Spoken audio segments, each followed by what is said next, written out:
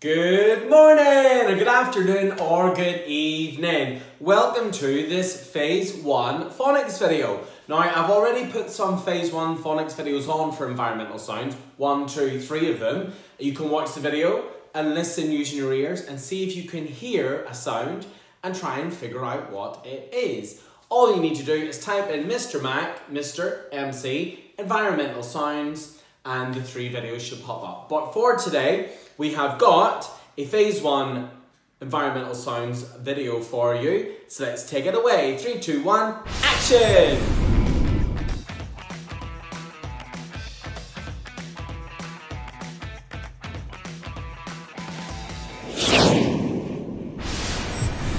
Okay, so for today's environmental sounds video, we're going to do some outdoor drumming. And if you can't get outside, you can do it around the house.